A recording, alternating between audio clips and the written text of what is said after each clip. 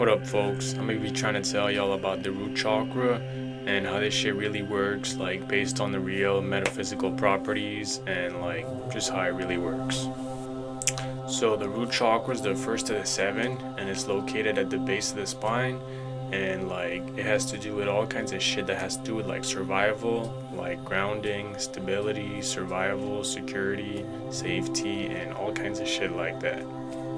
You can see that it has to do with the root of your body, of how like it's actually connected to like a nervous system in your body that's kind of like a tree's roots.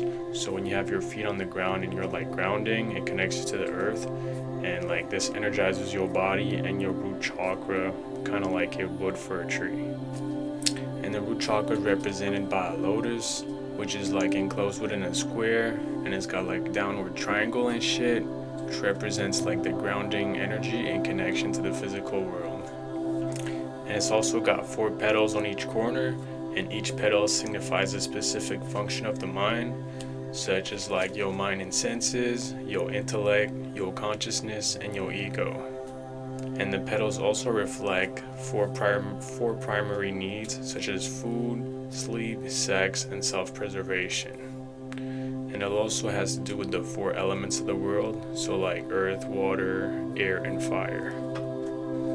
There's also 4 mantras that activate the root chakra. So those are like Vam, Sham, Sham, and Sam. And basically like these activate some of the 4 petals that are around the root chakra itself. So they activate like those 4 kind of functions that have to do with them.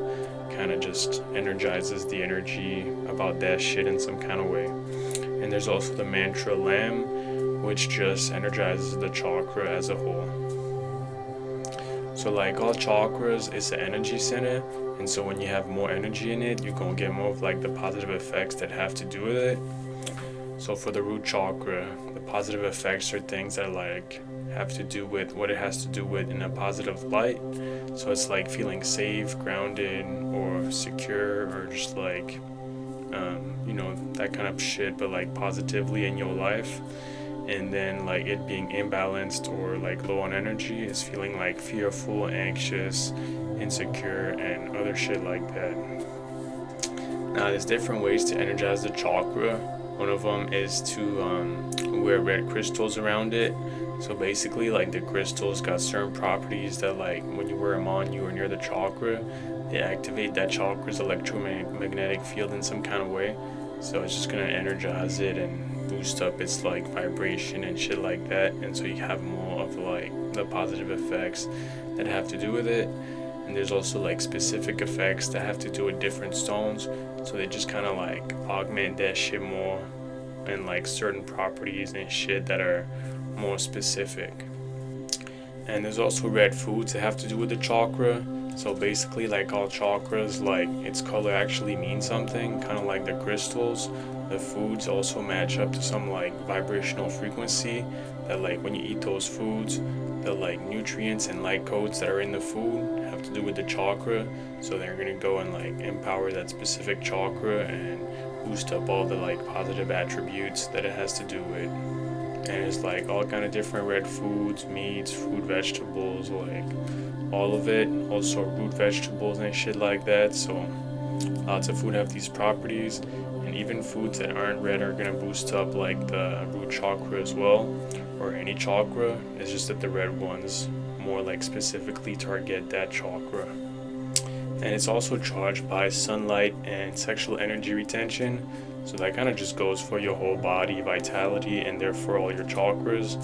Like when you build up energy in a certain chakra, like by eating red foods or something like that, to get this energy to like gradually be like stronger and stronger, so to have more of it, you have to basically hold on to your sexual energy, because when you like deplete that, then your body just has to rebuild it more of it.